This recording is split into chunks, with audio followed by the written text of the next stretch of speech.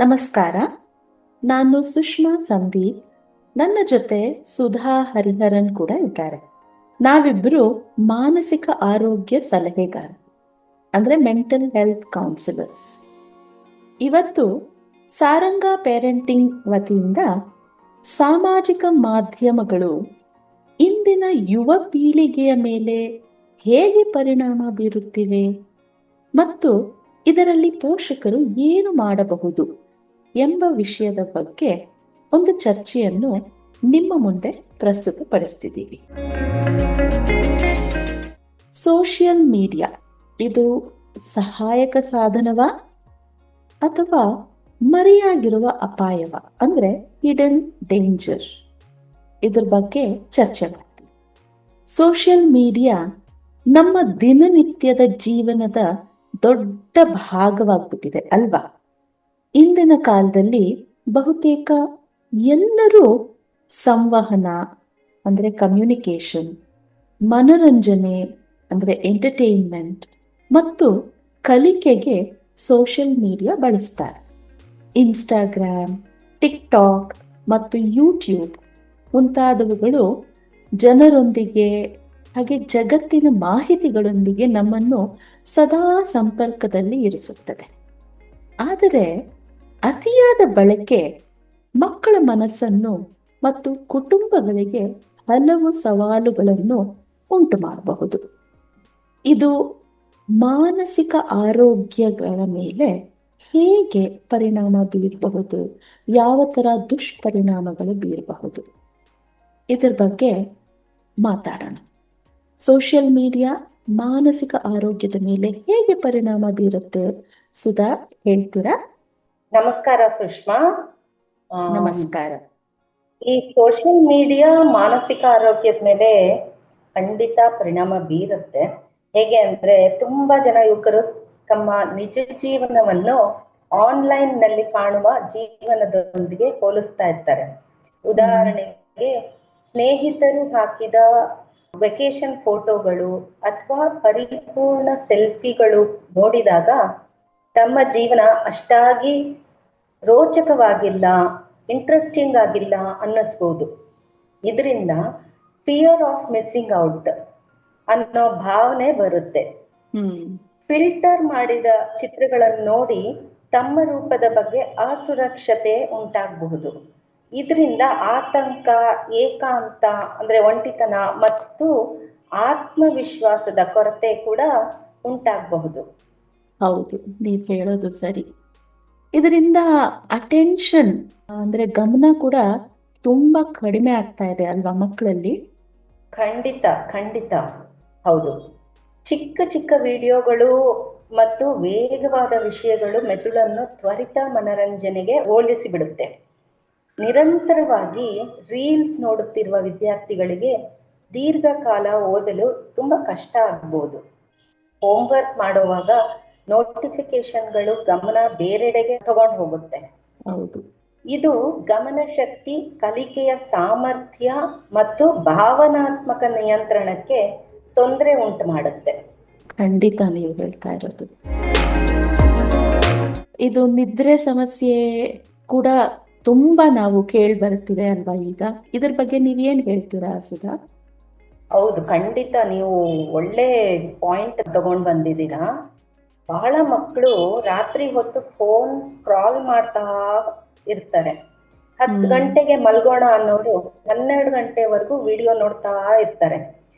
ನೋಟಿಫಿಕೇಶನ್ಗಳು ಮತ್ತು screen light ನಿದ್ದೆಗೆ ಅಡ್ಡಿ ಆಗುತ್ತೆ, ನಿದ್ದೆ ಬರೋದಿಲ್ಲ. ಹೀಗೆ ನಿದ್ದೆ ಕೊರತೆಯಿಂದ ತುಂಬಾ ದಣಿವು, ಚಡಪಡ್ತ ಮತ್ತು ಓದೋದ್ರಲ್ಲಿ ಕುಸಿತ ಉಂಟಾಗುತ್ತೆ, ಅಂದ್ರೆ ಇಂಟ್ರೆಸ್ಟ್ ಕಡಿಮೆ ಆಗುತ್ತೆ. ಹೌದು ಹೌದು. ಈ ಮಾನಸಿಕ ಆರೋಗ್ಯ ಇಷ್ಟ ಅಲ್ದಲೆ ಈಗ ತುಂಬಾ ನಾವು ಈ ಸೈಬರ್ ಬುಲ್ಲಿಯಿಂಗ್ ಅಂತ ತುಂಬಾ ಕೇಳ್ತಾ ಇದ್ದೀವಿ ಅಲ್ವಾ? ಸೊ ಇದು ತುಂಬಾ ಸಾಮಾನ್ಯ ಆಗ್ಬಿಟ್ಟಿದೆ ಎಲ್ಲೆಡೆ. ಸೊ ಇದ್ರ ಬಗ್ಗೆ ಏನ್ ಹೇಳ್ಬೋದು ನಾವು? ಹೌದು, ಸೈಬರ್ ಬುಲ್ಲಿಯಿಂಗ್ ಅಂತೂ ತುಂಬಾ ದೊಡ್ಡ ಸಮಸ್ಯೆ ಆಗ್ತಾ ಇದೆ. ವಿದ್ಯಾರ್ಥಿಗಳಿಗೆ ನೋವುಂಟು ಮಾಡೋ ಕಾಮೆಂಟ್ಗಳು ಬರ್ಬೋದು, ಟ್ರಾಲಿಂಗ್ ಆಗ್ಬೋದು, ಅಥವಾ ಅವಮಾನ ಮಾಡುವಂತ ಮೀಮ್ಸ್ಗಳು ಹಂಚ್ಬೋದು. ಆನ್ಲೈನ್ನಲ್ಲಿ ಇದು ವೇಗವಾಗಿ ಹರಡೋದ್ರಿಂದ ಮಾನಸಿಕ ಆರೋಗ್ಯ ಮತ್ತು ಆತ್ಮವಿಶ್ವಾಸ, ಕಾನ್ಫಿಡೆನ್ಸ್ಗೆ ದೊಡ್ಡ ಮಟ್ಟದಲ್ಲಿ ಹಾನಿ ಉಂಟಾಗುತ್ತೆ. ಹಾಗೂ ಸೀಕ್ರೆಸಿ, ಗೌಪ್ಯತೆಯ ಸಮಸ್ಯೆ ಕೂಡ ತುಂಬಾ ಜಾಸ್ತಿ ಆಗ್ತಾ ಇದೆ, ಅಪಾಯವಾಗಿದೆ, ದೊಡ್ಡ ಮಟ್ಟದಲ್ಲಿ ಅಪಾಯಕಾರಿಯಾಗಿದೆ. ಹೌದು, ಎಲ್ಲೆಡೆ ಎಲ್ಲ ಮಾಹಿತಿಗಳು, ಇನ್ಫಾರ್ಮೇಶನ್ನು, ಫೋಟೋಗಳೆಲ್ಲ ಹಂಚ್ಕೊಳ್ತಾ ಇದ್ದಾರೆ. ಇದರಿಂದ ಬುಲ್ಲಿಯಿಂಗ್ ತುಂಬಾ ಜಾಸ್ತಿ ಆಗ್ತಾ ಇದೆ. ಅವ್ರಿಗೆ ಕೂತ್ ಕಡೆ ಎಕ್ಸ್ಟ್ರಾ ಇನ್ಫಾರ್ಮೇಶನ್ ಸಿಗ್ತಾ ಇದೆ. ಹೌದು, ಇದು ಒಂಥರ ಅಡಿಕ್ಷನ್ ಆಗ್ಬಿಟ್ಟಿದೆ. ಹಾಗಾಗಿ ತುಂಬಾ ಟೈಮ್ ಕೂಡ ವೇಸ್ಟ್ ಆಗ್ತಾ ಇದೆ, ಸಮಯ ವ್ಯರ್ಥ ಆಗ್ತಾ ಇದೆ ಎಲ್ರದು, ಅಲ್ವಾ? ಹೌದು ಹೌದು, ಖಂಡಿತವಾಗ್ಲು 5 ನಿಮಿಷ ಅಂತ ಮೊಬೈಲ್ ತೆಗೆದಿಟ್ಕೊಳ್ತಾರೆ, ಆದ್ರೆ ಗಂಟೆಗಟ್ಟಲೆ ಸ್ಕ್ರಾಲ್ ಮಾಡ್ತಾ ಕೂತ್ಕೊಂಡ್ ಬಿಡ್ತಾರೆ, ಟೈಮ್ ಹೋಗೋದೇ ಗೊತ್ತಾಗಲ್ಲ. ಓದು, ಕ್ರೀಡೆ, ಹವ್ಯಾಸಗಳು ಇವೆಲ್ಲನೂ ಹಿಂದಕ್ಕೆ ನಿಂತೋಗುತ್ತೆ, ಕಡೆಗಣಿಸಲ್ಪಡುತ್ತೆ. ಪ್ರೊಡಕ್ಟಿವಿಟಿ ಅಂದ್ರೆ ಉತ್ಪಾದಕತೆ ಕಡಿಮೆ ಆಗುತ್ತೆ, ಅವರ ಡೆವಲಪ್ಮೆಂಟ್, ಅವರ ಕ್ರಿಯೇಟಿವಿಟಿ ಇದೆಲ್ಲ ಯಾವುದು ಮುಂದಕ್ಕೆ ಬರೋದೇ ಇಲ್ಲ. ಇದರಿಂದ ಏನಾಗುತ್ತೆ, ಅವರ ಪರ್ಸನಾಲಿಟಿ ಬೆಳವಣಿಗೆ ಅಂದ್ರೆ ವೈಯಕ್ತಿಕ ಬೆಳವಣಿಗೆ ಕುಂಠಿತವಾಗುತ್ತೆ. ಖಂಡಿತ ಖಂಡಿತ.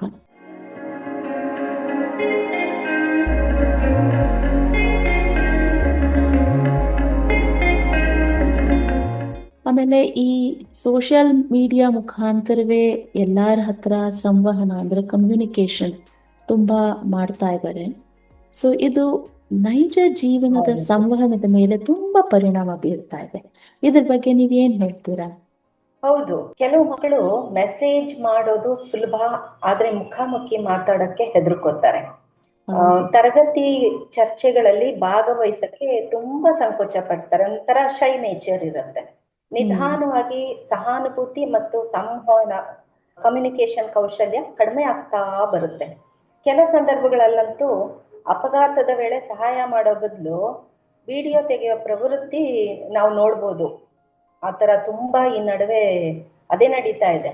ಹೌದು, ಆಮೇಲೆ ಬಹುತೇಕ ಮಕ್ಕಳು ಕಂಪ್ಯಾರಿಸನ್ ಅಂದ್ರೆ ಬೇರೆಯವ್ರ ಜೊತೆ ಹೋಲಿಸ್ಕೊಳ್ತಾರೆ. ಅವರು ಚಂದದ ಚಿತ್ರಗಳು ತಮ್ಮ ಬಗ್ಗೆ ಹಾಕೊಂಡಿರ್ತಾರೆ. ಅದ್ರ ಜೊತೆ ನಾನು ಹೇಗೆ ಕಾಣಿಸ್ತಾ ಇದ್ದೀನಿ, ಅವರಷ್ಟೇ ರೂಪವಂತಳ, ಹ್ಯಾಂಡ್ಸಮ್ ಆಗಿದ್ದೀನ ಅಂತ ತುಂಬಾ ಅದ್ರ ಕಂಪ್ಯಾರಿಸನ್ ಮಾಡಿಕೊಂಡು ತುಂಬಾ ಅದ್ರ ಬಗ್ಗೆ ಚಿಂತೆ ಪಡ್ತಾರೆ ಮಕ್ಕಳು, ಅಲ್ವಾ? ಈ ಸೋಷಿಯಲ್ ಮೀಡಿಯಾ ಇರೋದೇ ಒಂಥರ ಈ ರೂಪದ ಬಗ್ಗೆ, ಅದನ್ನ ಅಲಂಕಾರಿಕ ಸಾಧನಗಳ ಬಗ್ಗೆ, ಇದ್ರ ಬಗ್ಗೆ ಎಲ್ಲ ತುಂಬಾ ಜಾಸ್ತಿ ಪ್ರಸಾರಗಳು ಇರುತ್ತೆ. ಅಸಾಧಾರಣ ಸೌಂದರ್ಯಗಳನ್ನ ತೋರ್ಸುತ್ತೆ. ಆಗ ಈ ಜನ ಏನ್ ಮಾಡ್ತಾರೆ ಅಂದ್ರೆ ಫಿಲ್ಟರ್ ಬಳಸಿ ಅಥವಾ ಅಸ್ವಸ್ಥಕರ ಆಹಾರ ಪದ್ಧತಿಗಳನ್ನ ಅನುಸರಿಸಿ ಇನ್ಫ್ಲೂಯೆನ್ಸರ್ಗಳಂತೆ ಕಾಣಕ್ಕೆ ಪ್ರಯತ್ನ ಪಡ್ತಾರೆ. ಇದು ಆತ್ಮಗೌರವ ಕಡಿಮೆ ಮಾಡುತ್ತೆ ಮತ್ತು ವ್ಯಕ್ತಿತ್ವ ಗೊಂದಲಕ್ಕೆ ಈಡಾಗುತ್ತೆ. ಖಂಡಿತ, ಅದ್ರ ಬಗ್ಗೆ ಇವ್ರುಗಳಿಗೆ ಅರಿವು ಇರೋದೇ ಇಲ್ಲ. ಹೌದು ಹೌದು. ಸೊ ನಾವು ಈ ಮಾನಸಿಕ ಆರೋಗ್ಯದ ಮೇಲೆ ಯಾವ ತರ ಪ್ರಭಾವ ಬೀರ್ತಾ ಇದೆ ಮಕ್ಕಳಿಗೆ ಈ ಸೋಷಿಯಲ್ ಮೀಡಿಯಾ ಅನ್ನೋದ್ರ ಬಗ್ಗೆ ಚರ್ಚಿಸಿದ್ವಿ. ಈ ಮುಂದಿನ ಭಾಗದಲ್ಲಿ ಕುಟುಂಬಗಳಲ್ಲಿ ಪೋಷಕರಿಗೆ ಯಾವ ತರ ಸವಾಲುಗಳು ಉಂಟಾಗ್ತಾ ಇದೆ ಅದ್ರ ಬಗ್ಗೆ ಚರ್ಚಿಸ್ತೀವಿ. ಹೌದು, ಈ ಸೋಷಿಯಲ್ ಮೀಡಿಯಾ ಇನ್ಫ್ಲೂಯೆನ್ಸ್ ಇಂದ ಪೇರೆಂಟಿಂಗು ಅಥವಾ ಪೋಷಕತೆಯಲ್ಲಿ ಬಹಳ ತೊಂದರೆ ಆಗತ್ತೆ. ಪೋಷಕರಿಗೆ ತುಂಬಾ ಚಾಲೆಂಜಸ್ ಬರ್ತಾ ಇದೆ, ಸಂವಹನ ಅಂತರ ಬರ್ತಾ ಇದೆ. ಅಂದ್ರೆ ಕುಟುಂಬ ಸಂವಹನೆ ಅಥವಾ ಇಂಟರಾಕ್ಷನ್ ಇದ್ರ ಮೇಲೆ ಪರಿಣಾಮ ಬೀರ್ತಾ ಇದೆ ಅಲ್ವಾ? ಹೌದು ಸುಧಾ, ಈಗ ಮನೆಗಳಲ್ಲಿ ಕುಟುಂಬ ಬಾಂಧವ್ಯ ಬಹಳ ಮುಖ್ಯ, ನಮ್ಗೆಲ್ಲರಿಗೂ ಗೊತ್ತು. ಊಟದ ವೇಳೆ ಅಥವಾ ಕುಟುಂಬ ಸಮಾರಂಭಗಳಲ್ಲಿ ಮಕ್ಕಳು ಫೋನ್ ಬಳಸ್ತಾ ಇರ್ತಾರೆ. ಈ ದೇವಸ್ಥಾನಕ್ಕೆ ಹೋದ್ರೂ ನಾವಲ್ಲಿ ನೋಡ್ತೀವಿ, ಸೆಲ್ಫಿ ತಗೊಳ್ತಾರೆ, ಗ್ರೂಪ್ ಫೋಟೋ ಅಂತ ತಗೊಳ್ತಾರೆ. ಹಾಗೆ ಅಜ್ಜ ಅಜ್ಜಿ ಕತೆ ಹೇಳಲು ಪ್ರಯತ್ನಿಸಿದ್ರು ಮಕ್ಕಳು ಅದಕ್ಕೆ ಗಮನ ಕೊಡದೇ ಇರಬಹುದು. ದಿನಗಳಲ್ಲಿ ಅಜ್ಜ ಅಜ್ಜಿಯರು ಕೂಡ ಫೋನ್ ಮತ್ತು ಸಾಮಾಜಿಕ ಮಾಧ್ಯಮಗಳಿಗೆ ಅತಿಯಾಗಿ ಅಂಟ್ಕೊಂಡಿರ್ತಾರೆ. ಮಕ್ಕಳು ಮಾತ್ರ ಅಲ್ಲ, ಇದು ಭಾವನಾತ್ಮಕ ಅಂತರವನ್ನು ಉಂಟು ಮಾಡ್ತಾ ಇದೆ. ಸೊ ನಾವು ಏನ್ ಇದಕ್ಕೇನ್ ಮಾಡಬಹುದು? ಪರಿಹಾರ ಇರಬಹುದು? ಹಾ, ಮಕ್ಕಳು ತಮ್ಮ ಆಲೋಚನೆಗಳನ್ನು ಮತ್ತು ಅನುಭವಗಳನ್ನು ಭಯವಿಲ್ಲದೆ ಹಂಚಿಕೊಳ್ಳಕ್ಕೆ ನಾವು ಅವಕಾಶ ಮಾಡಿಕೊಡ್ಬೇಕು. ಅಂದ್ರೆ ಪೋಷಕರಾಗಿ ಅದಕ್ಕೆ ಅವಕಾಶ ಮಾಡಿಕೊಡ್ಬೇಕಾಗತ್ತೆ. ಅವಾಗ ಮಕ್ಕಳು ಆಮೇಲೆ ಪೋಷಕರ ಮಧ್ಯ ಸಂವಹನ ಅಂದ್ರೆ ಕಮ್ಯುನಿಕೇಶನ್ ಮತ್ತೆ ಇಂಟರಾಕ್ಷನ್ ಇನ್ನ ಜಾಸ್ತಿ ಆದಂಗೂ ಮಕ್ಕಳಿಗೆ ಅಪ್ಪ ಅಮ್ಮಂದಿರ ಜೊತೆ ಹಂಚ್ಕೊಳ್ಳಕ್ಕೆ ಒಂಥರ ಅನುಕೂಲ ಮಾಡಿಕೊಡ್ತಾ ಇರುತ್ತೆ. ಸರಿ, ಸರಿಯಾಗಿ ಹೇಳಿದ್ರಿ.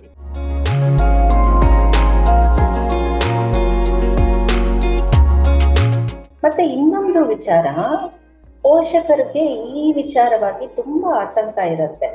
ಪೋಷಕರು ತುಂಬಾ ಚಿಂತೆ ಮಾಡ್ತಾ ಇರ್ತಾರಲ್ವಾ, ಆನ್ಲೈನ್ ಅಪಾಯ ಸಾಮಾನ್ಯ ಇರುತ್ತೆ ಅಂತ. ಹೌದು ಹೌದು.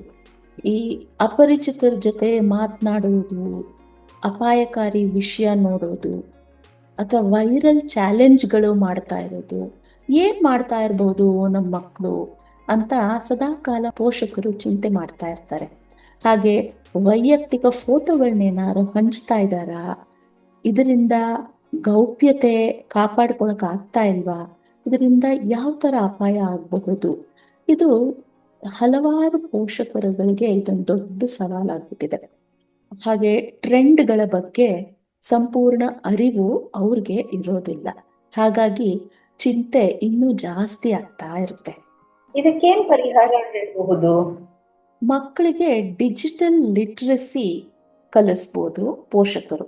ಅಂದ್ರೆ ಸ್ಪಷ್ಟ ನಿಯಮಗಳನ್ನು ರೂಪಿಸಿ ವಯಸ್ಸಿಗೆ ಉಪಯುಕ್ತ ವಿಷಯಗಳನ್ನು ಮಾತ್ರ ಅನುಮತಿಸಬೇಕು. ಮಾಡಲೇಬೇಡಿ, ಫೋನ್ ಮುಟ್ಲೇಬೇಡಿ ಅಂತ ಹೇಳೋಕೆ ಸಾಧ್ಯ ಆಗಲ್ಲ ಅಲ್ವಾ ಈಗಿನ ಸಿಚುವೇಶನ್ ಅಲ್ಲಿ. ಹಾಗಾಗಿ ಕೆಲವು ರೂಲ್ಸು, ಆಮೇಲೆ ಅವ್ರ ವಯಸ್ಸಿಗೆ ತಕ್ಕಂಗೆ ಏನು ಅನುಮತಿ ಕೊಡ್ಬೋದೋ ಅದನ್ನ ಮಾಡಬಹುದು. ಹಾಗೆ ಸಾಮಾಜಿಕ ಜಾಲತಾಣಗಳನ್ನು ಜವಾಬ್ದಾರಿಯಿಂದ ಹೇಗೆ ಬಳಸಬೇಕು, ತಮ್ಮ ವಿಷಯನ ಎಲ್ಲಾ ಕಡೆ ಹಂಚ್ಕೊಂಡ್ರೆ ಅದರಿಂದ ಯಾವ ತರ ಪರಿಣಾಮ ಆಗುತ್ತೆ, ಈ ವಿಷಯಗಳನ್ನೆಲ್ಲ ಮಕ್ಕಳಿಗೆ ಹೇಳ್ಕೊಡ್ಬೇಕಾಗತ್ತೆ.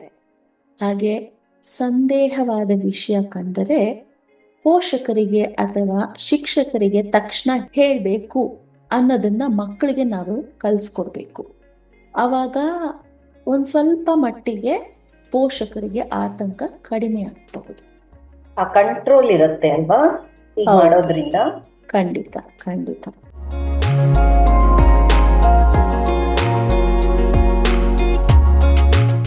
ಮತ್ತೊಂದು ಪ್ರಶ್ನೆ ಅಂತ ಹೇಳಿದ್ರೆ, ಈ ಸೋಷಿಯಲ್ ಮೀಡಿಯಾದಿಂದ ಮಕ್ಕಳಲ್ಲಿ ಓದಿನ ನಿರ್ವಹಣೆಯಲ್ಲಿ ಕಷ್ಟ ತುಂಬಾ ಜಾಸ್ತಿ ಆಗ್ತಿದೆ.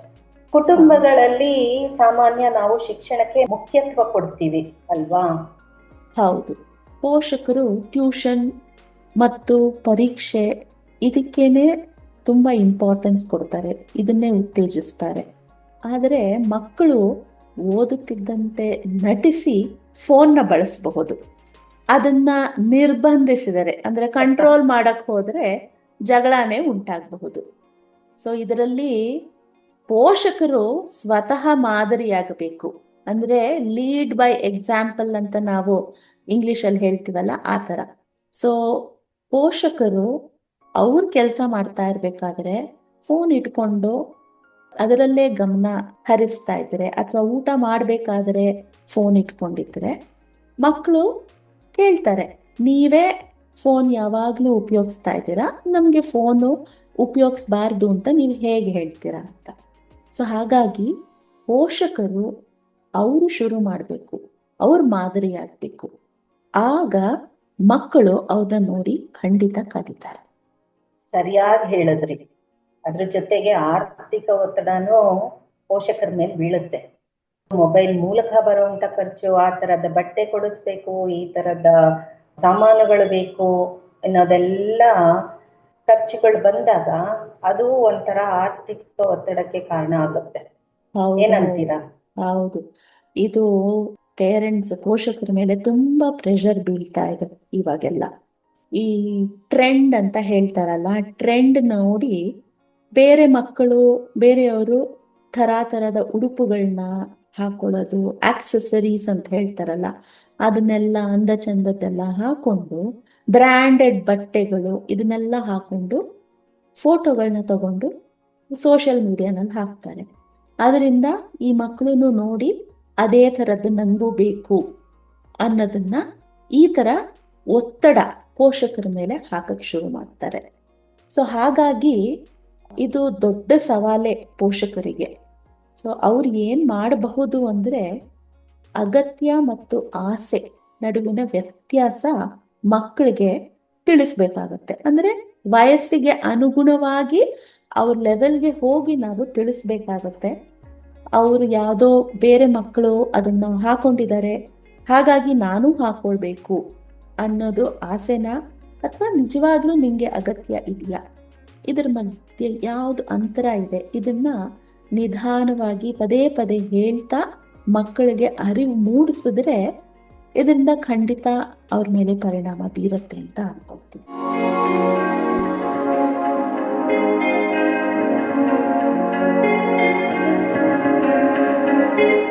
ಸರಿಯಾಗಿ ಹೇಳಿದ್ರೆ, ಪದೇ ಪದೇ ಹೇಳಿದ್ರೇನೆ ಮಕ್ಳಿಗೆ ಅದು ಅರ್ಥ ಆಗೋದು. ಒಂದ್ಸಲ ಹೇಳ್ದೆ, 2 ಸಲ ಹೇಳ್ದೆ ಅಂದ್ರೆ ಅವರು ಕೇಳಿಸ್ಕೋತಾರೆ, ಆಮೇಲೆ ಮರ್ತು ಹೋಗ್ತಾರೆ, ಆಟದ ಗುಂಗಲ್ಲಿರ್ತಾರೆ, ಮರ್ತು ಬಿಡ್ತಾರೆ. ಬಹಳ ಸರಿಯಾಗಿ ಹೇಳಿದ್ರಿ. ಇದ್ರ ಜೊತೆಗೆ ಭಾವನಾತ್ಮಕ ಒತ್ತಡನೂ ಬಂದ್ಬಿಡತ್ತೆ ಕುಟುಂಬದಲ್ಲಿ. ಕುಟುಂಬ ಬಾಂಧವ್ಯ ಕಡಿಮೆ ಆಗೋ ಸಾಧ್ಯತೆಗಳು ಸಹ ಇದರಿಂದ ಉಂಟಾಗತ್ತೆ. ಒಬ್ಬೊಬ್ರು ಒಂದೊಂದು ಮೊಬೈಲ್ ಇಟ್ಕೊಂಡು, ಒಂದೊಂದು ಗ್ಯಾಜೆಟ್ ಇಟ್ಕೊಂಡು ಅವ್ರವ್ರ ರೂಮಲ್ಲಿ ಅಥವಾ ಒಂದೊಂದು ಕಡೆ ಕೂತ್ಕೊಂಡ್ಬಿಟ್ರೆ ಒಬ್ರ ಜೊತೆ ಒಬ್ರು ಮಾತಾಡೋದೇ ಇಲ್ಲ, ಒಬ್ರನ್ನೊಬ್ರು ಗಮನಿಸೋದೇ ಇಲ್ಲ. ಏನಂತೀರಾ? ಹೌದು, ಇದನ್ನ ತುಂಬಾ ನೋಡ್ತಾ ಇದ್ದೀವಿ, ತುಂಬಾ ಕಂಡು ಬರ್ತಾ ಇದೆ ಬಹುತೇಕ ಕುಟುಂಬಗಳಲ್ಲಿ. ದೇವಾಲಯಗಳಿಗೆ ಹೋದಾಗ ಅಥವಾ ಹಬ್ಬದ ಸಂದರ್ಭಗಳಲ್ಲಿ ಅಥವಾ ಯಾವುದಾದ್ರೂ ಫಂಕ್ಷನ್ಗಳಲ್ಲಿ ಮಕ್ಕಳ ಗಮನ ಬರೀ ಸೆಲ್ಫಿಗಳಲ್ಲೇ ಇರುತ್ತೆ. ಇದರಿಂದ ಪೋಷಕರಿಗೂ ಸ್ವಲ್ಪ ನೋವು ಉಂಟಾಗುತ್ತೆ. ಹಾಗಾಗಿ ಪೋಷಕರು ಈ ಸ್ಕ್ರೀನ್ ಫ್ರೀ ಕುಟುಂಬ ಸಮಯ ಅಂತ ಈಗ ತುಂಬ ಕಡೆ ಇದು ನಡೀತಾ ಇದೆ. ಇದನ್ನ ಕುಟುಂಬಗಳಲ್ಲಿ ಅಳವಡಿಸ್ಕೊಳ್ಬಹುದು. ಅಂದರೆ ಸ್ಕ್ರೀನ್ ಉಪಯೋಗಿಸಲೇಬಾರ್ದು. ಅದು ಟಿ ವಿ ಆಗಿರಬಹುದು, ಫೋನ್ ಆಗಿರಬಹುದು, ಲ್ಯಾಪ್ಟಾಪ್ ಆಗಿರಬಹುದು, ಯಾವುದು ಉಪಯೋಗಿಸ್ದಲೇ ಒಟ್ಟಿಗೆ ಕೂತ್ಕೊಂಡು ಮಾತಾಡೋಣ ಅಂತ ಮಕ್ಕಳಿಗೆ ಎನ್ಕರೇಜ್ ಮಾಡಬೇಕು.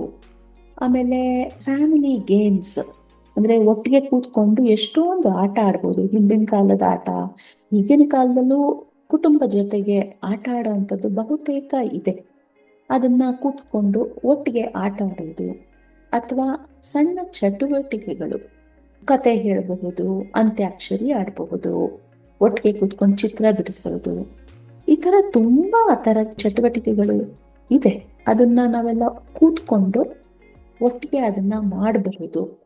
ಇದರಿಂದ ಈ ಫೋನು, ಟಿ ವಿ, ಲ್ಯಾಪ್ಟಾಪು ಇದರ ಎಲ್ಲ ಗಮನ ಬಿಟ್ಟು ನಿಜ ಜೀವನದ ಸಂವಹನ, ಕುಟುಂಬದ ಜೊತೆ ತಮ್ಮ ಅನಿಸಿಕೆಗಳನ್ನ ಹಂಚ್ಕೊಳ್ಳೋದು, ಭಾವನೆಗಳನ್ನ ವ್ಯಕ್ತಪಡಿಸೋದು, ಇದೆಲ್ಲ ಮಾಡೋದಕ್ಕೆ ಜಾಸ್ತಿ ಅವಕಾಶ ಮಾಡಿಕೊಟ್ಟಂಗೆ ಆಗುತ್ತೆ. ಆವಾಗ ಬಾಂಧವ್ಯನೂ ಚೆನ್ನಾಗಿ ಬೆಳೀತಾ ಹೋಗುತ್ತೆ, ಪ್ರೀತಿ ಹೆಚ್ಚು ಆಗತ್ತೆ, ಒಬ್ಬರನ್ನೊಬ್ಬರು ಚೆನ್ನಾಗಿ ಅರ್ಥ ಮಾಡ್ಕೊಳ್ಳೋಕ್ಕೆ ಅವಕಾಶ ಕೂಡ ಆಗತ್ತೆ ಅಂತ ಹೇಳ್ಬೋದು. ಖಂಡಿತ ಇದನ್ನ ಮಾಡಲೇಬೇಕು. ಎಲ್ಲ ಮಕ್ಕಳು, ಇವಾಗಿನ ಯುವಕರು, ಮಕ್ಕಳು ಎಲ್ಲರೂ ಬಾಡಿ ಡಿಟಾಕ್ಸ್ ಅಂತ ಮಾತ್ರ ಹೋಗ್ತಾರೆ. ಡಿಜಿಟಲ್ ಡಿಟಾಕ್ಸ್ನು ಮಾಡಬೇಕು ಅಂತ ಈ ಮೂಲಕ ತಿಳಿಸ್ಕೊಡ್ಬೋದು ಅಲ್ವಾ? ಹೌದು ಹೌದು, ನೀವು ಹೇಳೋದು ಕರೆಕ್ಟ್ ಸುಧಾ.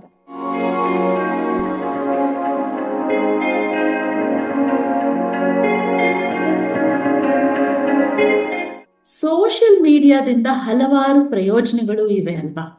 ಇಂದಿನ ದಿನದಲ್ಲಂತೂ ಇದು ಅತ್ಯಗತ್ಯ ಆಗ್ಬಿಟ್ಟಿದೆ.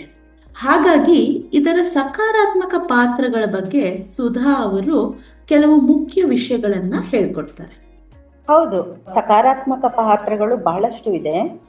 ಅದರಲ್ಲಿ ಕೆಲವು ಸಂಪರ್ಕ ಉಳಿಸ್ಕೊಳ್ಳೋದು, ಅಂದ್ರೆ ದೂರದಲ್ಲಿರುವಂತ ಬಂಧುಗಳಿಗೆ ಅಥವಾ ಫ್ಯಾಮಿಲಿ ಮೆಂಬರ್ಸ್ಗೆ ವಾಟ್ಸಾಪ್ ಅಥವಾ ಸ್ಕೈಪ್ ಅನ್ನೋ ಆ್ಯಪ್ಗಳ ಮುಖಾಂತರ ಸಂಪರ್ಕದಲ್ಲಿ ಇರ್ಬೋದು. ಪ್ರಪಂಚ ಕೈಯೊಳಗೆ ಅನ್ನೋ ಥರ ಯಾವ ಊರಲ್ಲಿ ಯಾವ ದೇಶದಲ್ಲಿ ಇದ್ರೂ ಕೂಡ ಕೂತಲಿಂದ ವಿಡಿಯೋ ಕಾಲ್ ಮೂಲಕ ಅವರನ್ನ ನೋಡಿ ಮಾತಾಡಿಸ್ಬೋದು. ಹಾಗಾಗಿ ನಮ್ಮ ಸಂಬಂಧಿಕರನ್ನ ನೋಡಿಲ್ಲ, ಮಕ್ಕಳನ್ನ ಹೆತ್ತವ್ರನ್ನ ನೋಡಕ್ಕಾಗ್ಲಿಲ್ಲ ಅನ್ನೋ ಒಂದು ಬೇಜಾರು ಇರಲ್ಲ ಅನ್ನೋ ಆ ಥರ ಭಾವನೆಗಳೂ ಕಡಿಮೆ ಆಗತ್ತೆ ನಮಗೆ. ಈ ತರ ಇನ್ನು ಕೆಲವು ಅಂತ ಹೇಳಿದ್ರೆ ನಾವು ಶೈಕ್ಷಣಿಕವಾಗಿ ಮಕ್ಕಳಿಗೆ ವಿದ್ಯಾಭ್ಯಾಸದಲ್ಲಿ ಬಹಳ ಪ್ರಯೋಜನ ಆಗುತ್ತೆ. ವಿದ್ಯಾರ್ಥಿಗಳು ಯೂಟ್ಯೂಬ್ ಮೂಲಕ ಪಾಠ ಕಲಿಬೋದು, ಕೌಶಲ್ಯಗಳನ್ನ ಕಲ್ತ್ಕೋಬಹುದು, ತುಂಬಾ ಆಯ್ಕೆಗಳು ಸಿಗುತ್ತೆ ಅವ್ರಿಗೆ. ಎಜುಕೇಶನ್ ಅಪ್ಲಿಕೇಶನ್ಗಳು ತುಂಬಾ ಇರೋದ್ರಿಂದ ಹೆಚ್ಚಿನ ವಿದ್ಯಾಭ್ಯಾಸಕ್ಕೆ ಸಹಾಯ ಆಗುತ್ತೆ. ಸಹಪಾಠಿಗಳು ಒಬ್ರನ್ನೊಬ್ರು ಹುರಿದುಂಬಿಸ್ಬೋದು, ಪ್ರೋತ್ಸಾಹಿಸ್ಬೋದು ಹಾಗೂ ಒಟ್ಟಿಗೆ ಅಧ್ಯಯನ ಮಾಡಿಕೊಳ್ಳಬಹುದು. ಇದು ಒಂಥರ ಕುತೂಹಲ ಮತ್ತು ಸ್ವಯಂ ಕಲಿಕೆನ ಹೆಚ್ಚಿಸುತ್ತೆ. ಖುಷಿಯಿಂದ ಓದ್ಕೋತಾರೆ, ಮೆಮೊರೈಸ್ ಚೆನ್ನಾಗಾಗತ್ತೆ. ಅಂದ್ರೆ ಜ್ಞಾಪಕ ಶಕ್ತಿ, ಓದಿದನ್ನ ಜ್ಞಾಪಕ ಇಟ್ಕೊಳ್ಳೋದು ತುಂಬಾ ಸುಲಭ ಆಗುತ್ತೆ. ಮತ್ತೆ ಇದೊಂಥರ ಪ್ರೇರಕವಾಗಿಯೂ ಇರುತ್ತೆ. ಖಂಡಿತ. ಮತ್ತೆ ಅಂತ ಇನ್ನೊಂದು ಒಳ್ಳೆ ವಿಚಾರ ಅಂತ ಹೇಳಿದ್ರೆ ವೃತ್ತಿ ಅವಕಾಶಗಳು, ಉದ್ಯೋಗ. ಯುವಕರು ತಮ್ಮ ನೃತ್ಯ, ಸಂಗೀತ, ಕಲಾ ಪ್ರತಿಭೆ ಇವುಗಳನ್ನೆಲ್ಲ ಹಂಚ್ಕೊಂಡು ಅದ್ರ ಮೂಲಕ ತಮ್ಮನ್ನ ತಾವು ಗುರುತಿಸ್ಕೊಳ್ಬಹುದು. ಅವರಿಗೆ ತಮ್ಮ ಪ್ರತಿಭೆ ತೋರ್ಸೋಕೆ ಮತ್ತು ಬೆಳೆಸ್ಕೊಳ್ಳೋಕ್ಕೆ ಒಂದೊಳ್ಳೆ ವೇದಿಕೆ ಸಿಗುವ ಅವಕಾಶ ಇದೆ. ಅದ್ರ ಮೂಲಕ ಒಳ್ಳೆ ಮಾರ್ಗದರ್ಶನೂ ಸಿಗಬಹುದು. ಸಣ್ಣ ಉದ್ಯಮಗಳು ತಮ್ಮ ಉತ್ಪನ್ನಗಳನ್ನು ಪ್ರಚಾರ ಮಾಡ್ಕೋಬಹುದು, ಅಂದ್ರೆ ಮಾರ್ಕೆಟಿಂಗ್ ಮಾಡ್ಕೊಳ್ಳೋದು. ಇದರಿಂದ ಉದ್ಯಮನ ಬೆಳೆಸ್ಕೊಂಡು ಮುಂದಕ್ಕೆ ಹೋಗ್ಬೋದು, ಬೆಳಿಬಹುದು. ಅವರು ಇನ್ನಷ್ಟು ಜನರಿಗೆ ಕೆಲಸ ಕೊಟ್ಟು ಅವರ ಜೀವನ ಸಹ ರೂಪಿಸ್ಬೋದು. ಹೌದು. ಮತ್ತೊಂದು ಅಂತ ತಗೊಂಡ್ರೆ ಇಂದಿನ ಯುವ ಪೀಳಿಗೆ ಬಹುತೇಕ ಸಣ್ಣ ಫ್ಯಾಮಿಲಿ, ಸಣ್ಣ ಕುಟುಂಬದ ಜೊತೆ ಅಥವಾ ಹಾಸ್ಟೆಲ್ನಲ್ಲಿ ಬೆಳೀತಾರೆ. ಹಾಗಾಗಿ ಸಂಸ್ಕೃತಿ ಪರಂಪರೆಗಳ ಬಗ್ಗೆ ಅಷ್ಟೇನು ಗೊತ್ತಿರಲ್ಲ. ಸೋಷಿಯಲ್ ಮೀಡಿಯಾದ ಸರಿಯಾದ ಬಳಕೆ ಮೂಲಕ ಪಾರಂಪರಿಕ ಅಡುಗೆ, ರಂಗೋಲಿ, ವೇಷಭೂಷೆಗಳು ಹಾಗೂ ಹಬ್ಬಗಳ ಆಚರಣೆಗಳನ್ನು ಸಹ ಕಲಿಬಹುದು ಮತ್ತು ಅದನ್ನ ವಿಡಿಯೋ ಮಾಡಿ ಹಂಚ್ಕೊಳ್ಳಬಹುದು. ಉದಾಹರಣೆಗೆ ಅಂತ ತಗೊಂಡ್ರೆ ಬೇರೆ ಊರಲ್ಲಿರೋ ಮಕ್ಕಳು ಅಥವಾ ಪೋಷಕರು ಜೊತೆಯಾಗಿ ವಿಡಿಯೋ ಕಾಲ್ ಮುಖಾಂತರ ಹಬ್ಬಗಳ ಅಡುಗೆ, ಪಾರಂಪರಿಕ ಸಿದ್ಧತೆಗಳು, ಹಬ್ಬಗಳಿಗೆ ಬೇಕಾಗಿರುವಂತ ಸಿದ್ಧತೆಗಳು, ವೇಷಭೂಷೆಗಳು ಇದ್ರ ಬಗ್ಗೆ ಎಲ್ಲ ಕೇಳಿ ತಿಳ್ಕೊಂಡು ಅದನ್ನ ನಡೆಸ್ಕೋಬಹುದು. ಯೂಟ್ಯೂಬ್ ಮುಂತಾದ ಆಪ್ಗಳ ಮುಖಾಂತರ ಕೂಡ ಇಷ್ಟವಾದದ್ದನ್ನ ಕಲಿತು ಮಾಡ್ಕೋಬಹುದು, ಖುಷಿ ಪಡಬಹುದು. ಮುಂದಿನದು ಅಂತ ತಗೊಂಡ್ರೆ ವ್ಯಕ್ತಿತ್ವದ ಅರಿವು ಮತ್ತು ಭಾವನಾತ್ಮಕ ಬೆಂಬಲ. ಕಿಶೋರ ವಯಸ್ಸಿನಲ್ಲಿ ಭಾವನೆಗಳ ಬಗ್ಗೆ ಅಷ್ಟಾಗಿ ತಿಳುವಳಿಕೆ ಇರಲ್ಲ. ತಮ್ಮ ಭಾವನೆಗಳ ಬಗ್ಗೆ ಪರಿಚಯ ಬೆಳೆಸಲು ಸೋಷಿಯಲ್ ಮೀಡಿಯಾ ಮುಖಾಂತರ ಕೂಡ ಸಹಾಯ ಪಡ್ಕೋಬಹುದು. ಸರಿಯಾದ ತಿಳುವಳಿಕೆ ಜೊತೆ ಭಾವನೆಗಳನ್ನು ಬೆಳೆಸ್ಕೊಳ್ಳೋಕ್ಕೂ ಸಾಧ್ಯ. ತುಂಬಾ ಅಪ್ಲಿಕೇಶನ್ಗಳು ಸಣ್ಣ ಮಕ್ಕಳ ಬೆಳವಣಿಗೆ ಅಂತಾನೇ ಇದೆ. ಇದರಲ್ಲಿ ಚಿತ್ರಪಟದ ಮೂಲಕ, ಸಂಗೀತ, ನೃತ್ಯದ ಮೂಲಕ ಪದ್ಯಗಳನ್ನ ಉಪಯೋಗಿಸ್ತಾರೆ ಕಲಿಕೆಗೋಸ್ಕರ. ಪೋಷಕರು ಜೊತೆಯಲ್ಲಿ ಕುಳಿತು ಮಕ್ಕಳಿಗೆ ವಿವರಣೆ ಕೊಟ್ಟು ಕಲಿಸಬಹುದು ಇದನ್ನೆಲ್ಲ. ಹೌದು.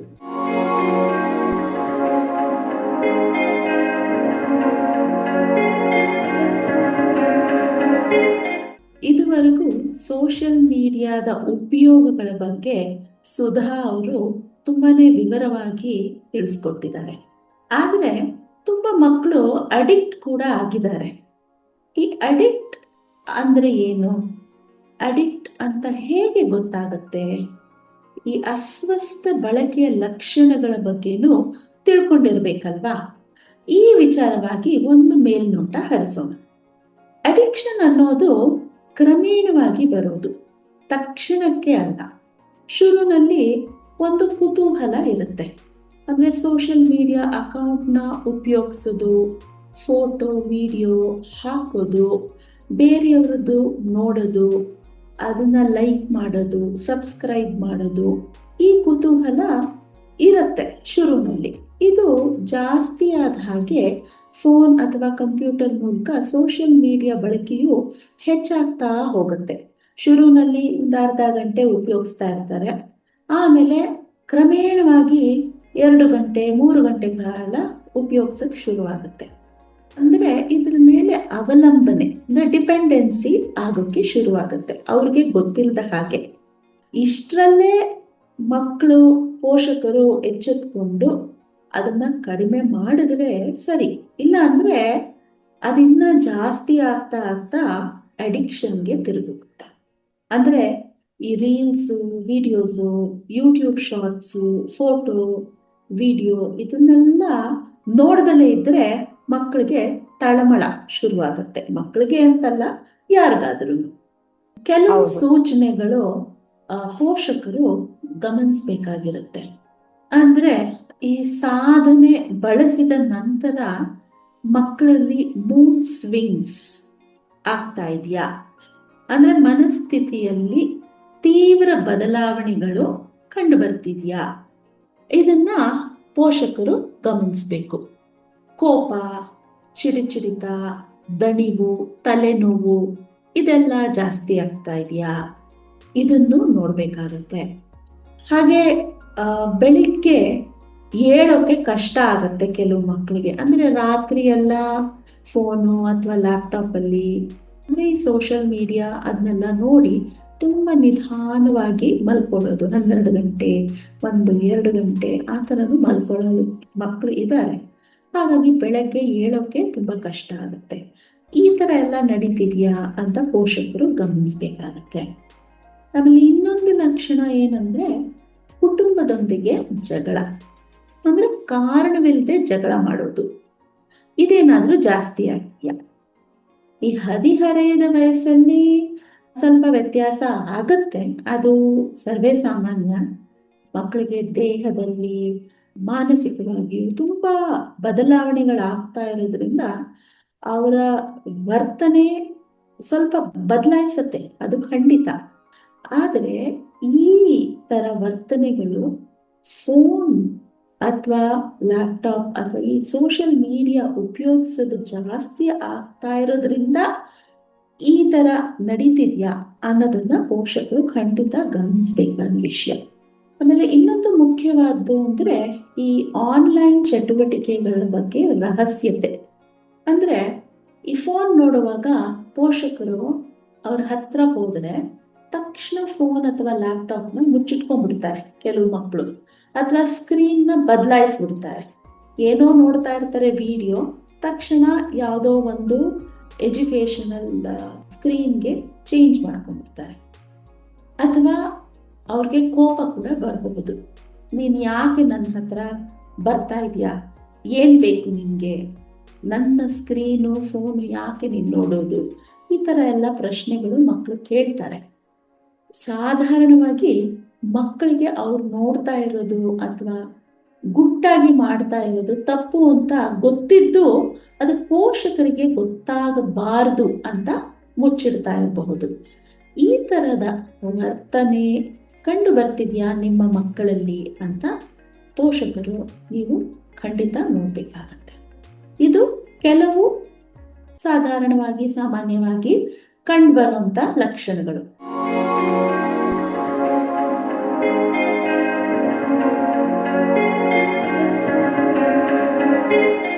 ಇದಲ್ಲದೆ ಕೆಲವು ಗಂಭೀರವಾದ ಸೂಚನೆಗಳು ಇದೆ. ಅಂದ್ರೆ ನಾವು ಇದನ್ನ ರೆಡ್ ಫ್ಲಾಗ್ಸ್ ಅಂತ ಕರಿತೀವಿ. ಏನಿದು? ಒಂದು ಸೈಬರ್ ಬುಲ್ಲಿಯಿಂಗ್, ಇದಕ್ಕೆ ಒಳಪಡ್ತಿದ್ದಾರಾ ಅಂತ. ಅಂದ್ರೆ ಈ ಸೋಷಿಯಲ್ ಮೀಡಿಯಾ ಮೂಲಕ ಯಾರಾದರೂ ಅವ್ರನ್ನ ಹೆದರ್ಸ್ತಾ ಇರಬಹುದು. ಈ ಮಕ್ಕಳು ಗೊತ್ತಿಲ್ಲದಲೇ ಫೋಟೋ ವಿಡಿಯೋಗಳು ಹಾಕಿ ಬೇರೆ ಯಾರೋ ಅದನ್ನ ದುರುಪಯೋಗ ಮಾಡ್ಕೊಳ್ತಾ ಇರ್ಬೋದು. ಅದರಿಂದ ಮಕ್ಕಳನ್ನ ಬ್ಲ್ಯಾಕ್ ಮೇಲ್ ಮಾಡ್ತಾ ಇರಬಹುದು. ಈ ಥರ ಏನಾದರೂ ನಡೀತಾ ಇದ್ರೆ ಮಕ್ಕಳ ವರ್ತನೆ ಬದಲಾಗಿದೆಯಾ, ಮಕ್ಕಳು ತುಂಬ ಹೆದರ್ಕೊಂಡಿದ್ದಾರಾ, ಏನು ನಿಮಗೆ ಯಾವ ಕಾರಣ ಇರಬಹುದು ಅಂತ ಗೊತ್ತಿಲ್ಲದೆ ಮಕ್ಕಳು ತುಂಬ ಏನೋ ವಿಷಯಕ್ಕೆ ಹೆದರ್ಕೊಂಡಿದ್ದಾರೆ, ಮುಚ್ಚುಮರೆ ಮಾಡ್ತಾ ಇದ್ದಾರೆ, ಆ ಥರ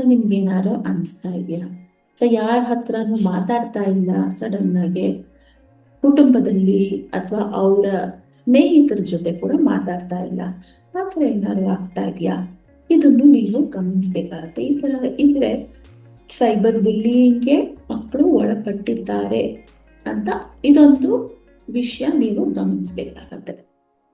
ಆಮೇಲೆ ಇನ್ನೊಂದು ರೆಡ್ ಫ್ಲಾಗ್ ಏನು ಅಂದ್ರೆ ಇತರರೊಂದಿಗೆ ಹೋಲಿಕೆ ಮಾಡೋದು. ನಾವು ಆಗ್ಲೇ ಕಂಪ್ಯಾರಿಸನ್ ಅನ್ನೋದ್ರ ಬಗ್ಗೆ ಮಾತಾಡಿದ್ದೀವಿ. ಕೆಲವು ಸಲ ಇದು ಅತಿರೇಕಕ್ಕೂ ಹೋಗಬಹುದು. ಅಂದ್ರೆ ಇದರಿಂದ ತೀವ್ರ ಮಾನಸಿಕ ಒತ್ತಡ ಶುರುವಾಗಬಹುದು.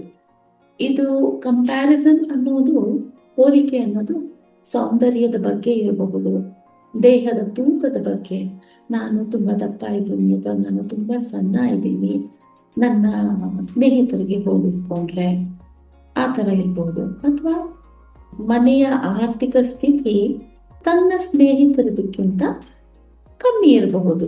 ನನ್ನ ಸ್ನೇಹಿತರು ಅಥವಾ ನೆರೆಹೊರೆಯರು ಅಥವಾ ಬಂಧು ಬಳಗರು ಇವರೆಲ್ಲ ಚೆನ್ನಾಗಿರೋ ಫೋನ್ ಇಟ್ಕೊಳ್ತಾರೆ, ಚಂದದ ಉಡುಪು ಹಾಕೊಳ್ತಾರೆ, ಅವ್ರದ್ದು ದೊಡ್ಡ ಮನೆ, ಆದರೆ ನನ್ನದು ಅಷ್ಟು ದೊಡ್ಡ ಮನೆ ಇಲ್ಲ, ನಂದು ಈ ಲೇಟೆಸ್ಟ್ ಮಾಡೆಲ್ದು ಫೋನ್ ಇಲ್ಲ ನನ್ನ ಹತ್ರ.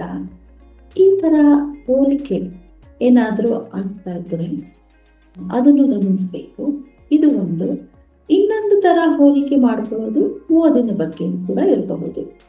ಅಷ್ಟು ಚೆನ್ನಾಗಿ ನಾನು ಓದ್ತಾ ಇಲ್ಲ, ನನ್ನ ಸ್ನೇಹಿತರಿಗೆ ಹೋಲಿಸ್ಕೊಂಡ್ರೆ ನನ್ನ ಮಾರ್ಕ್ಸ್ ತುಂಬ ಕಡಿಮೆ ಬರ್ತಾ ಇದೆ, ಅದರಿಂದ ಬೇಸರ ಆಗ್ತಾ ಇರ್ಬೋದು. ಸ್ವಲ್ಪ ಬೇಸರ ಈ ಹೋಲಿಕೆಯಲ್ಲಿ ಸರ್ವೇ ಸಾಮಾನ್ಯ, ಆದರೆ ಇದು ತೀವ್ರವಾಗಿ ಅತಿರೇಕಕ್ಕೆ ಹೋದರೆ ಇದು ಖಂಡಿತ ಪೋಷಕರು ಗಮನಿಸಿ ಎಚ್ಚೆತ್ಕೊಂಡು ಇದಕ್ಕೆ ಏನಾದರೂ ಮಾಡಬೇಕು. ಇದು ಈ ಸೈಬರ್ ಬುಲ್ಲಿಯಿಂಗು, ಈ ಥರ ಹೋಲಿಕೆ, ಇದೆಲ್ಲ ಶುರುವಿನಲ್ಲೇ ಪೋಷಕರು ಗಮನಿಸಿ ಅಥವಾ ಮಕ್ಕಳೇ ನಿಮ್ಮ ಹತ್ರ ಬಂದು ಹೇಳ್ಕೊಂಡು ಅದಕ್ಕೆ ಏನಾದರೂ ನೀವು ಮಾಡಿದ್ರೆ ಸರಿ. ಇಲ್ಲ ಅಂದರೆ ಇದು ಏಕಾಂಗಿತನ ಅಥವಾ ಖಿನ್ನತೆ ಅಂದರೆ ಡಿಪ್ರೆಷನ್ ಕೂಡ, ಮಕ್ಕಳು ಡಿಪ್ರೆಷನ್ಗೆ ಹೋಗಬಹುದು, ಆ ಸಾಧ್ಯತೆ ಇದೆ. ಸೊ ಹಾಗಾಗಿ ಪೋಷಕರು ಮಕ್ಕಳ ವರ್ತನೆಗಳಲ್ಲಿ ಯಾವ ಥರ ಬದಲಾವಣೆಗಳು ಆಗ್ತಿದೆ ಅಂತ ಸೂಕ್ಷ್ಮವಾಗಿ ಈ ಹದಿಹರೆಯ ವಯಸ್ಸಿನಲ್ಲಿ ಇರೋ ಮಕ್ಕಳದಂತೂ ಖಂಡಿತ ಗಮನಿಸಬೇಕಾದ ವಿಷಯನೇ. ಈ ಸೈಬರ್ ಬುಲ್ಲಿಯಿಂಗ್ ಅಂತ ಒಂದು ನಾವು ಮಾತಾಡಿದ್ವಿ. ಇದು ಮಕ್ಕಳು ಸೈಬರ್ ಬುಲ್ಲಿಯಿಂಗ್ಗೆ ಒಳಗಾಗಿರಬಹುದು ಅಥವಾ ಅವರೇ ಸೈಬರ್ ಬುಲ್ಲಿಯಿಂಗ್ ಕೂಡ ಮಾಡ್ತಾ ಇರಬಹುದು. ಅಂದ್ರೆ ಅನ್ಯ ವ್ಯಕ್ತಿಗಳೊಂದಿಗೆ ಅಪಾಯಕಾರಿ ಆನ್ಲೈನ್ ಸಂಪರ್ಕಗಳು, ಈ ದುಷ್ಟ ಚಟಗಳು ಇರೋವಂಥ ಜನರ ಜೊತೆ ಸಂಪರ್ಕ ಇಟ್ಕೊಂಡು ಅವ್ರು ಮಾಡುವಂಥ ಈ ದುಷ್ಟ ಚಟಗಳು ಇವರು ಮಾಡೋಕ್ಕೆ ಶುರು ಮಾಡಬಹುದು. ಸೊ ಇದೆಲ್ಲ ರೆಡ್ ಫ್ಲಾಗ್ಸ್ ಅಂತ ನಾವು ಹೇಳ್ತೀವಿ, ಅಂದರೆ ಗಂಭೀರವಾದ ಸೂಚನೆಗಳು. ಈ ಗಂಭೀರವಾದ ಸೂಚನೆಗಳು ನಿಮಗೆ ಕಂಡು ಬಂದರೆ ನಿಮ್ಮ ಮಕ್ಕಳಲ್ಲಿ ನೀವು ಖಂಡಿತ ಆಪ್ತ ಸಮಾಲೋಚಕರು ಅಥವಾ ಮಾನಸಿಕ ಆರೋಗ್ಯ ತಜ್ಞರನ್ನು, ಅಂದರೆ ಕೌನ್ಸಿಲರ್ಸ್ ಅಥವಾ ಸೈಕ್ಯಾಟ್ರಿಸ್ಟ್, ಅವ್ರನ್ನ ತಕ್ಷಣ ಭೇಟಿ ಮಾಡಲೇಬೇಕು, ಮಾಡೋದು ಉತ್ತಮ. ಒಟ್ಟಿಗೆ ಹೇಳೋದಾದ್ರೆ ಸೋಷಿಯಲ್ ಮೀಡಿಯಾ ಒಳ್ಳೇದು ಕೆಟ್ಟದ್ದು ಎರಡೂ ಕೂಡ ಆಗ್ಬೋದು ಅಲ್ವಾ? ಹೌದು. ಇದು ಒಂಥರ ಶಕ್ತಿಶಾಲಿ ಸಾಧನ. ಜಾಣ್ಮೆಯಿಂದ ಬಳಸಿದ್ರೆ ಕಲಿಕೆ, ಸಂವಹನ ಮತ್ತೆ ಸೃಜನಶೀಲತೆಯನ್ನು ಉತ್ತೇಜಿಸುತ್ತೆ. ಆದ್ರೆ ಅತಿಯಾದ ಬಳಕೆ ಮಾನಸಿಕ ಆರೋಗ್ಯ, ಓದು ಮತ್ತು ಕುಟುಂಬ ಸಂಬಂಧಗಳಿಗೆ ಹಾನಿ ಕೂಡ ಉಂಟು ಮಾಡುತ್ತೆ.